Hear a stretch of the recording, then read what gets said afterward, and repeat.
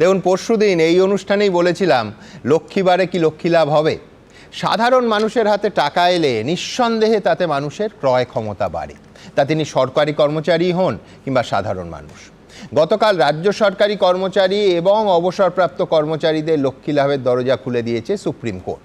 আবার অন্যদিকে গতকাল ওই লক্ষ্মীবারেই অন্তর্বর্তী বাজেটে লক্ষ্মীর ভাণ্ডারের মতো সামাজিক প্রকল্পের অনুদান বাড়ানোর পাশাপাশি নতুন প্রকল্প যুবসাথী নাম দিয়ে বেকার ভাতা, তার পাশাপাশি Asha, anganwadi, civic volunteer, green police, village police, পার্শ্ব শিক্ষক, শিক্ষাবন্ধুদের ভাতা বৃদ্ধির কথা মমতা বন্দ্যোপাধ্যায় ঘোষণা করেছেন।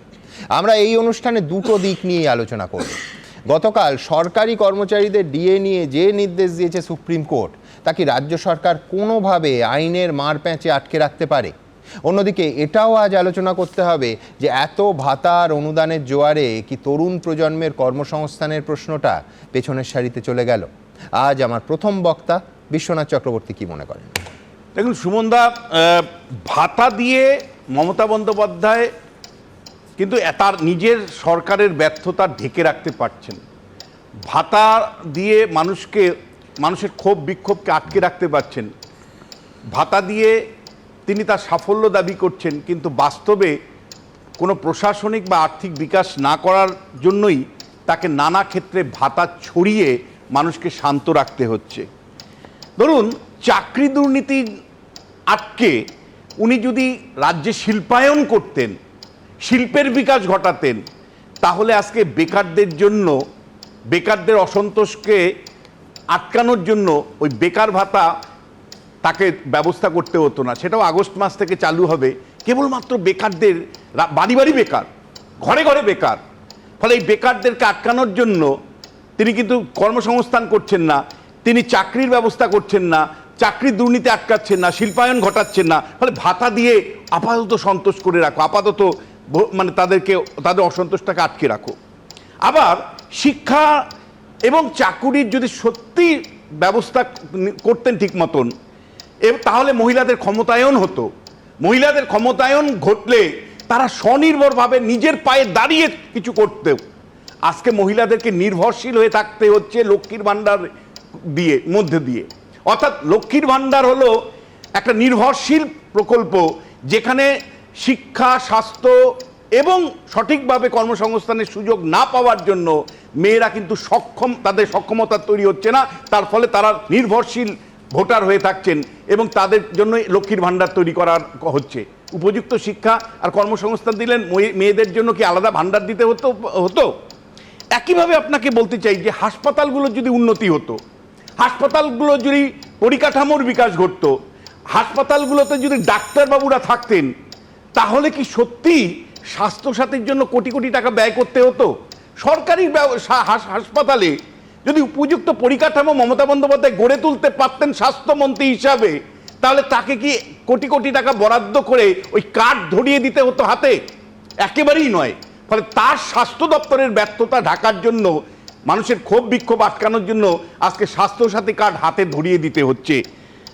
এবং একই সাথে আপনাকে বলতে চাই যে গ্রামের যদি আপনি অ্যাগ্রো ইন্ডাস্ট্রি গড়ে তুলতে পারতেন, কৃষির সাথে শিল্পের যদি লিঙ্কেজ করে দিতে পারতেন, আজকে কৃষি এবং শিল্পের সমভাবে বিকাশ ঘটাতে পারতেন, তাহলে কৃষকদেরকে আপনার ভাতা দিতে হতো না। কৃষকদের যদি আয় বাড়ত, কৃষকদের কৃষি বিকাশ এবং শিল্পের বিকাশ যদি পাশাপাশি হতো এবং অ্যাগ্রো ইন্ডাস্ট্রি ডেভেলপমেন্ট হতো, তাহলে কৃষিক্ষেত্রে কৃষকদের আয় বাড়ার সাথে সাথে তাদের পারচেজিং পাওয়ার বাড়ত, তারা নিজের পায়ে দাঁড়িয়ে কৃষি ব্যবস্থা পরিচালনা করতেন, যেটা পাঞ্জাব হরিয়ানাতে হয়। আমার রাজ্যে কৃষকদেরকে কেন দান খয়রাতিতে রাখতে হয়, কেন ভাতাতে রাখতে হয়? কারণ কৃষকদের আয় একই জায়গায় পড়ে রয়েছে। সেটা বোঝা যায় কি করে? আপনি যে কোনো কৃষি শ্রমিকের দিকে তাকান, কৃষি শ্রমিকদের বেতন গত 5 বছরে 50 টাকাও বাড়েনি। গত 5 বছর আগে 200 টাকা করে রোজগার ছিল, পার ডে কাজ করলে 200 টাকা, আজও 200 টাকা। বরঞ্চ কৃষকরা চলে যাচ্ছে দক্ষিণ ভারতবর্ষে, কেরালাতে চলে যাচ্ছে, সেখানে 1200 টাকা রোজগার পায়। চলে যাচ্ছে উত্তরপ্রদেশে অথবা পাঞ্জাবে, সেখানে কৃষি কাজ করে তারা অনেক বেশি রোজগার পায়। তাহলে আপনি কৃষি শ্রমিকের মজুরি বাড়ে না কেন? তার কারণ কৃষি আয়ের কৃষিক্ষেত্রে কৃষকের আয় বাড়ে না, ক্রয় ক্ষমতা বাড়ে না, আপনি সেটা না নিশ্চিত করে কৃষকদের 4,000 টাকা ধরিয়ে দিচ্ছেন, তা দিয়ে আপনি আপনার ব্যর্থটাকে ঢাকবার চেষ্টা করছেন। একইভাবে আপনাকে বলতে চাই, লক্ষ্মীর ভাণ্ডারের জন্য আপনি অতিরিক্ত ব্যয় বরাদ্দ কত করেছেন? 15,000 কোটি টাকা করেছেন। আপনার অগ্রাধিকার কি হওয়া উচিত? এই বিভিন্ন ধরনের মন্দিরগুলো হওয়া উচিত। আপনার কর্মচারীকে যদি আপনি দিয়ে না দেন, কে দেবে? আপনি সুপ্রিম কোর্টের নির্দেশ অনুসারে 25% ডিএ দিতে পারতেন। 25% ডিএর জন্য খরচ হয় 10,000 কোটি টাকা। আপনি বিভিন্ন ভাতাতে টাকা দিচ্ছেন, অথচ আপনার সরকারি কর্মচারীকে বছরের পর বছর বঞ্চিত করছেন। 15,000 কোটি টাকা আপনি ব্যয় বরাদ্দ বাড়াচ্ছেন লক্ষ্মীর ভাণ্ডারে, অথচ আপনি সরকারি কর্মচারীদের 25% ডিএ সুপ্রিম কোর্টের নির্দেশ অনুসারে দিচ্ছেন না। 10,000 কোটি টাকা যেখানে খরচা হয়, আপনার অগ্রাধিকারটা কি? আপনি পুলিশ সমেত রাজ্যের 6 লক্ষ সরকারি কর্মচারী অবসর নিয়েছে আপনার শাসনকালে। মমতা বন্দ্যোপাধ্যায়, আপনি প্রশাসনকে শক্তভাবে দাঁড় করাচ্ছেন না। সমস্ত ক্ষেত্রে পুলিশের সিভিক ভলান্টিয়ার, শিক্ষকের শিক্ষক, সর্বত্র অস্থায়ী চুক্তিভিত্তিক কোথাও 5,000 10,000 টাকা ভাতার মতন করে আপনি অস্থায়ী কর্মচারী তৈরি করে রেখেছেন। স্থায়ী কর্মচারীদেরকে আসনগুলো পূরণ করছেন না।